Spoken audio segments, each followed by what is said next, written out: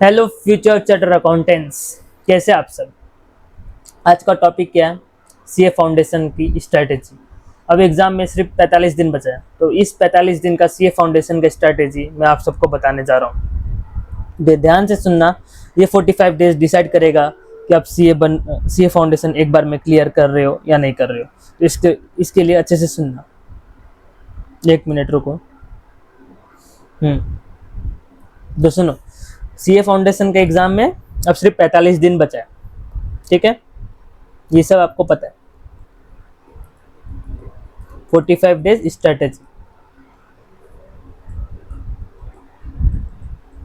सबसे इंपॉर्टेंट है lecture finish. आपको जुलाई में सारा लेक्चर कंप्लीट करना है और लेक्चर कंप्लीट करना है, ठीक है। और minimum 30 days for at least 10 hours revision करना है, जिससे आपका एटलीस्ट 2 टाइम्स पर सब्जेक्ट रिवाइज हो जाएगा।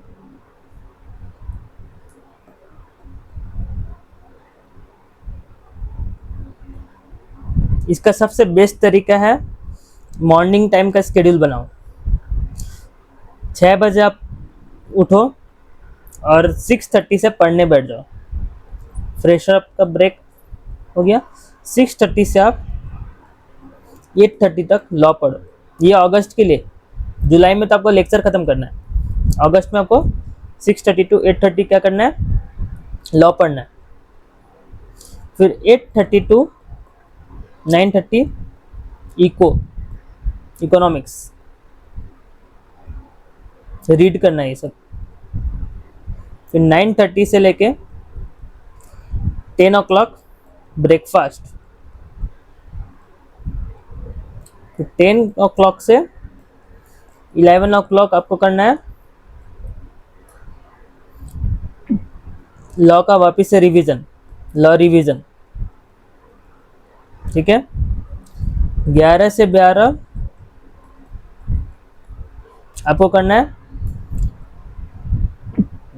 लॉ का राइटिंग प्रैक्टिस। लॉ देखो सबसे वीक होता है बच्चों का, इसलिए लॉ को ज़्यादा टाइम एलोकेट किया है। फिर 12 बजे से लेके 12:30 ब्रेक, पावर नैप। 12:30 से 2:30 तक आपको करना है अकाउंट्स प्रैक्टिस, राइटिंग प्रैक्टिस। 2:30 से 3 o'clock लंच ब्रेक। देखो ब्रेक भी कवर कर रहे हैं। 3:30 तक लंच ब्रेक। 3:30 से 5:30 तक अपना मैथ्स राइटिंग प्रैक्टिस। फिर 5:30 से 6:30 तक इको का एमसीक्यू, इसका भी एमसीक्यू है। फिर 6:30 से 7 ब्रेक, टी ब्रेक हो गया। जो टी नहीं पीता, कॉफ़ी, जो कुछ नहीं पीता, ऐसे ही घूम लिया। फिर 7 से 8:30 रिवीजन। देखो वीक सब्जेक्ट का, वीक सब्जेक्ट जो है उसका रिवीजन देख सकते हो, या PYQ सॉल्व कर सकते हो, या RTP सॉल्व कर सकते हो, या MTP सॉल्व कर सकते हो, ठीक है। जरूरी नहीं है कि 1.5 घंटा में आपको पूरा पेपर सॉल्व करना है। आधा पेपर आज, आधा पेपर कल, उस तरह से कर सकते हैं। फिर 8:30 से रेस्ट। जो आपको सोना है सो जाओ। 10 बजे मैं बोलूँगा सो जाओ, रिकमेंड यही करूँगा मैं, 10 बजे सो जाओ। मैक्स 11, इससे लेट मत करना, सुबह उठना भी है। अब सर राइटिंग प्रैक्टिस कैसे करें? सर आपने बोल दिया राइटिंग प्रैक्टिस, उसके लिए अनूप इंस्टीट्यूट ला रहा है टेस्ट सीरीज। मैं कोई प्रमोशन नहीं कर रहा हूँ, बट आपको चाहिए तो टेस्ट सीरीज ला रहा हूँ मैं एट 499, ठीक है, राइटिंग प्रैक्टिस के लिए। इसमें अपना PYQ, RTP, MTP plus MTP plus PYQ और अपना chapter wise test series cover होने वाला है।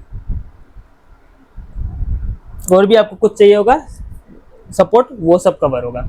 सबसे इंपॉर्टेंट, स्ट्रेटेजी को ढंग से बनाओ, कंसिस्टेंसी फॉलो करो।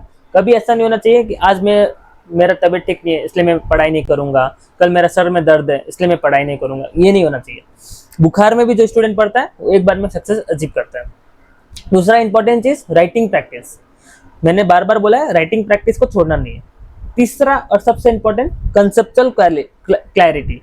प्रोविजन को अच्छे से पढ़ो, जो प्रोविजन नहीं समझ में आ रहा दोबारा पढ़ो, फिर भी नहीं समझ में आ रहा टीचर से पूछो, फैकल्टी से पूछो। अकाउंट्स में बीआरएस मैच नहीं हो रहा, बीआरएस का क्वेश्चंस देखो, रिवीजन वीडियो देखो, मेरा खुद का वीडियो है वो देखो, फिर भी नहीं समझ में आ रहा हमें कमेंट करो। हमारा व्हाट्सएप ग्रुप है, उसका लिंक भी प्रोवाइड किया जाएगा इस वीडियो के नीचे में। तो वो सबसे मेहनत आपको भी करना होगा, टीचर्स मेहनत कर रहे हैं, साथ ही साथ स्टूडेंट को भी मेहनत करना होगा। ये एग्जाम सिर्फ स्टूडेंट का नहीं, टीचर का भी है, लेकिन स्टूडेंट और टीचर दोनों को एक साथ होकर ये क्लियर करना है। इसी तरह आप सबको पढ़ाई करना है। ये मैं लास्ट 45 डेज का स्ट्रेटेजी बताया हूँ आपको। अभी लास्ट 15 डेज में क्या करना है, जितना भी पेंडिंग लेक्चर है उसको कंप्लीट करना है, और लास्ट 30 डेज में अपने को क्या करना है, लास्ट 30 डेज में अपने को सिर्फ रिवीजन करना है, राइटिंग प्रैक्टिस करना है। एग्जाम से पहले 2 बार रिवीजन कंप्लीट करना है। और सर एग्जाम के दिन क्या करना है, सर जब एग्जाम स्टार्ट हो जाएगा उस टाइम क्या करना है, उसके लिए अलग से एक वीडियो रिलीज होगा जल्दी। अभी आप 45 डेज का स्ट्रेटेजी को फॉलो करो। धन्यवाद दोस्तों। कुछ डाउट आता है कमेंट बॉक्स में जरूर कमेंट करो। चलिए इसी तरह लगे रहिए, लगे रहो मुन्ना भाई। बस धन्यवाद दोस्तों।